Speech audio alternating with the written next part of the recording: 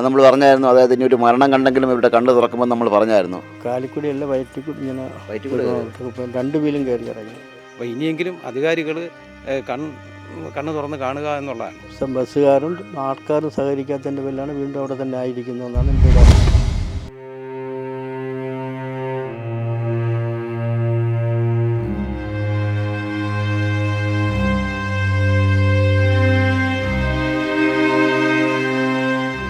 നമസ്കാരം.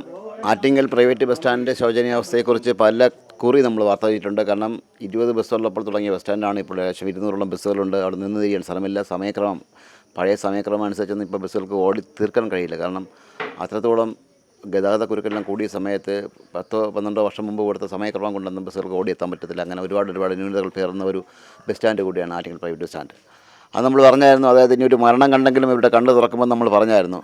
അത് സംഭവിച്ചു. ഒരു മരണം സംഭവിച്ചു. ആറ്റിങ്ങൽ കീഴാറ്റിങ്ങൽ ശങ്കരമംഗലത്ത് അജിനികേതനിൽ നിർമ്മല 75 വയസ്സുള്ള നിർമ്മലാമ്മയാണ് ഇന്നലെ പ്രൈവറ്റ് ബസ് സ്റ്റാൻഡിനകത്ത് വെച്ച് നടന്ന അപകടത്തിൽ മരണമടഞ്ഞത്. ചേട്ടാ, മരിച്ച നിർമ്മലമ്മയുടെ ആരാണ്? ജ്യേഷ്ഠത്തിയുടെ മകനാണ്. ഈ പ്രൈവറ്റ് ബസ് സ്റ്റാൻഡിലെ ന്യൂനതകളെക്കുറിച്ച് നമ്മൾ മുമ്പ് വാർത്തയിലുണ്ടായിരുന്നു. അത് ഒരു അപകടം സംഭവിക്കുമെന്ന് മുൻകൂട്ടി നമ്മൾ പറഞ്ഞിട്ടുണ്ടായിരുന്നു. ഇപ്പോൾ സംഭവിച്ചു. എന്ന് യഥാർത്ഥത്തിൽ അമ്മ എവിടെപ്പം അമ്മന് പോയതാണ്? അവർ ഇവിടെ നിന്ന് അവരുടെ അനുജത്തി, അതായത് അനുജൻ്റെ ഭാര്യ സുമല്ല അടക്കം അവരെ കാണാനായിട്ടും ബാങ്കിലും പോകാനായിട്ടാണ് ഇവിടെ നിറങ്ങിയത്. അപ്പോൾ അതിൻ്റെ ഇടയിൽ ആണിത് ഇങ്ങനെ സംഭവിച്ചത്. അതുകൊണ്ട് കൃത്യമായ ഡീറ്റെയിൽ നമുക്കറിയില്ല. ആക്സിഡൻ്റ് ആകുമ്പോഴത്തേക്ക് അവരുടെ ഫോണിൽ നിന്ന് എൻ്റെ അളിയനെ വിളിച്ച് സംസാരിച്ച് അങ്ങനെ ഇവിടെ നിന്ന് മോളും മരുമോനുമായിട്ട് അവിടെ ചെല്ലുകയും അവിടെ വന്നിട്ട് ഇപ്പോൾ വലിയൊന്ന് ഹോസ്പിറ്റലിൽ നിന്ന് നേരെ അവർ മെഡിക്കൽ കോളേജിലേക്ക് റെഫർ ചെയ്ത് പോവുകയാണ് ചെയ്തത്. വഴിയിൽ വെച്ച് അനന്തപുരിയിൽ കയറി.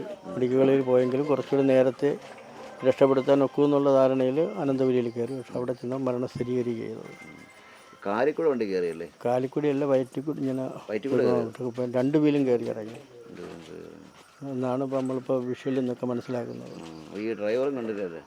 ഡ്രൈവർ കണ്ടിട്ടില്ല അപ്പോഴത്തന്നെ. പക്ഷേ ആ ബസ്സിൽ കണ്ടക്ടറും ജീവനക്കാരും തന്നെയാണ് അവർ ആംബുലൻസിൽ ഹോസ്പിറ്റലിൽ എത്തിച്ചത്. ഡ്രൈവർ പോലീസിൽ ചില പോലീസിലുണ്ട്. അതാണ് ഞങ്ങൾ അറിയുന്നത്. ഈ ബസ് സ്റ്റാൻഡിൻ്റെ പ്രശ്നങ്ങൾ അറിയാമല്ലോ, ഇത്രയും ബസ്സുകൾ അറിയാം. ബസ് സ്റ്റാൻഡ് തുടങ്ങിയ കാലം തൊട്ടുള്ള വിവരങ്ങളൊക്കെ നമുക്കറിയാം. ആദ്യം ഇവിടെ നിന്ന് അവിടെ മാമത്തേക്ക് മാറ്റിയിട്ട് ബസ്സുകാരും ആൾക്കാരും സഹകരിക്കാത്തതിൻ്റെ പേരിലാണ് വീണ്ടും അവിടെ തന്നെ ആയിരിക്കുന്നതെന്നാണ് എൻ്റെ ഒരു അറിവ്. ചെന്ന് തിരിയാൻ നമ്മൾ തന്നെ ഇറങ്ങിയാലും ചെന്ന് തിരിയാൻ പേടിക്കാന്ന് വെച്ചാൽ പേടിച്ചാൽ പിന്നെ ഇടതും വലതും പോകാനൊക്കില്ല. പിന്നെ അപ്പുറത്തുനിന്ന് ഇപ്പുറത്ത് വരാനും പാട് തന്നെയാണ്. ആരും എന്നാലും കൊച്ചു പിള്ളേർക്ക് പോലും പറ്റില്ല. അത് തന്നെ കാരണം ബസ് ഇങ്ങനെ തിങ്ങിഞ്ഞിറങ്ങിയല്ലേ കിടക്കുന്നത്. അത് വലിയ ബുദ്ധിമുട്ട് തന്നെയാണ് എപ്പോഴും. ഒരു സമയം അതല്ല, അവിടെ ഒരു വണ്ടി പാർക്ക് ചെയ്യാനോ അല്ലെങ്കിൽ അത് ഒന്നിനുള്ള ആളിനെ ഇറക്കുന്നതിന് മുമ്പേ അടുത്ത ബസ് വരികയും അതിന് അവർ തള്ളി എങ്ങനെയെങ്കിലും അടിച്ച് കളഞ്ഞിട്ട് കന്നാലി ഓട്ടിച്ചിട്ടാണ് അവർ അടുത്ത ബസ് കയറ്റുന്നത്. നിങ്ങളാദ്യം പറഞ്ഞ പോലെ ശ്വാസം കിട്ടാതെ കിതക്കുകയാണ് നമ്മുടെ ആറ്റിങ്ങൽ പ്രൈവറ്റ് ബസ് സ്റ്റാൻഡ്. പല ഒരു എന്ത് കാര്യം അല്ല, തൂണുകളൊക്കെ പുറമേ കാണുന്ന ഇരുമ്പ് ചട്ടയുടെ വലിപ്പമൊന്നുമില്ല. അതിനകത്തൊരു ചെറിയ തൂണാണ്. ഞങ്ങൾ പലപ്പോഴും പറഞ്ഞിട്ടുണ്ട് ഒരു അപകടം നടക്കുമെന്ന്. അല്ലേ ഏട്ടാ? അങ്ങനെയല്ലേ തോന്നുന്നത്? അതെ, ഇത് ഒരുപാട് വർഷം പഴക്കമുള്ള ഒരു ബസ് സ്റ്റാൻഡാണ്. അതായത് എൻ്റെ അറിവിൽ എല്ലാവരും പറഞ്ഞ കേട്ടതനുസരിച്ചിട്ട് 1913 നമ്മൾ ആറ്റിങ്ങൽ മുനിസിപ്പാലിറ്റി തന്നെ ഉണ്ടാകുന്നത്.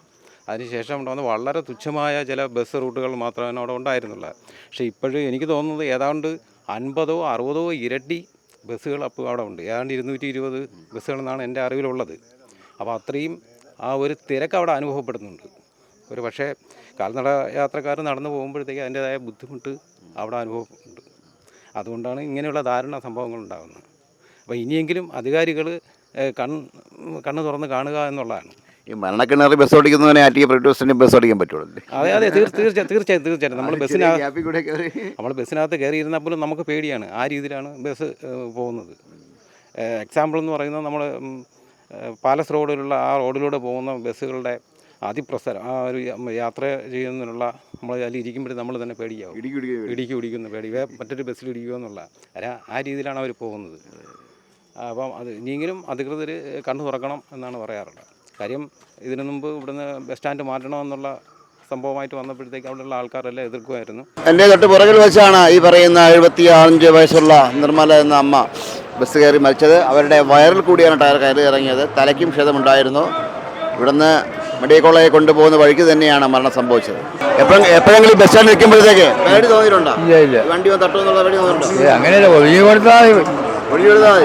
അല്ലെങ്കിൽ ഒഴുകില്ലെങ്കിൽ തട്ടിയാൻ വരും. കാരണം ഒരു നിയന്ത്രണമില്ല ആളുകൾക്ക്. എപ്പോഴെങ്കിലും ബസ് സ്റ്റാൻഡിൽ നിൽക്കുമ്പോഴത്തേക്ക് ബസ് തട്ടുന്ന പേടി വന്നിട്ടുണ്ടോ? ഇന്നേയും കൂടെ ഒരു ലേഡി മരിച്ചുകൂടെ? അതുകൊണ്ട് പേടി തോന്നിട്ടുണ്ടോ? തിരക്ക് കൂടുതൽ തോന്നിട്ടുണ്ടോ? അങ്ങനെയൊന്നുമില്ല കളെ തോന്നിട്ടില്ല. ബസ് സ്റ്റാൻഡ് എപ്പോഴും വരുമ്പോഴത്തേക്ക് ഈ ബസ്സിന്റെ തിരക്ക് കാരണം തട്ടുമെന്നുള്ള പേടിയൊന്നും തോന്നിയിട്ടുണ്ടോ എപ്പോഴെങ്കിലും? ഇന്നലെയും കൂടെ ഒരു ലേഡി മരിച്ചു. സ്പീഡിൽ തന്നെയാണ് ബസ്സുകാർ വരുന്നത്. ഈ ബസ്സിലെ തിരക്ക് രാവിലെ ഭയങ്കര തിരക്കല്ലേ? എപ്പോഴും പേടി വന്നിട്ടുണ്ടോ തട്ടോ ഇല്ല എന്നുള്ള കാര്യം? ശ്രദ്ധിച്ചിട്ടില്ലേ തിരക്ക്? ഓ ചെറുതായിട്ടൊക്കെ. ഓ രാവിലെ സ്കൂളിൽ പോയി ചേരാം. തട്ടോ പേടിയില്ലേ? ഓ ഉണ്ടാകും. ഓ അത്രയും ബസ്സുകൾ വരെയല്ലേ? 100 ബസ്സുകളുണ്ട്. ഓ ശ്രദ്ധിച്ചിട്ടുണ്ടായിരുന്നത്? ഓ ശ്രദ്ധിച്ചിട്ടുണ്ട്. ഞങ്ങൾ ഒരുപാട് പേരോട് സംസാരിച്ചു. ഇതിൽ ചിലർ മാത്രമേ പ്രതികരിക്കാൻ തയ്യാറുള്ളൂ. ആർക്കും സമയമില്ല. എല്ലാവരും അവരുടെ കാര്യം നേടുക, അങ്ങ് ഓടിപ്പോകുക എന്നുള്ളതല്ലാതെ ആർക്കും മറ്റുള്ളവരുടെ കാര്യം അന്വേഷിക്കാനോ നമ്മൾക്ക് ഉത്തരവാദിത്തപ്പെട്ട അല്ലെങ്കിൽ നമുക്ക് ലഭിക്കേണ്ട കാര്യങ്ങൾ പിടിച്ചു മേടിക്കാനുള്ള സന്മനസ്സും അതിനുള്ള ക്ഷമയൊന്നും ആർക്കും ഇല്ലെന്നാണ് മനസ്സിലാക്കുന്നത്. ഏതായാലും ഞങ്ങൾ എനിക്ക് തോന്നുന്നു ഞാൻ തന്നെ ഒരു 8-9 പ്രാവശ്യം വാർത്തയായിട്ടുണ്ട്. ഇവിടുത്തെ ഈ പറയുന്ന ഈ തകരപ്പാട്ടയൊക്കെ ഇത് വെറും പാട്ടയാണ്. ഇതിനകത്തൊരു ചെറിയ തൊഴിൽ മാത്രമേ ഉള്ളൂ. ഇതൊക്കെ 100 പ്രാവശ്യം നമ്മൾ വാർത്തയായിട്ടുള്ളതാണ്. ഈ തിരക്ക് ഈ ബസ്സുകളിലെ ഇങ്ങനെയുള്ള ഒരു തിരക്ക് കാരണം ഒരു മരണം സംഭവിച്ചാലേ അവർ പഠിക്കുമെന്ന് പറഞ്ഞു. അതും സംഭവിച്ചു. ഇനിയെങ്കിലും ഇവരെ കണ്ണു തുറക്കട്ടെ. ഇസ്മായിൽ ക്യാമറമാൻ അനീഷ് മംഗലാപുരത്തിനൊപ്പം ശ്രീത് മാരാർ സൈനിങ്ങോ.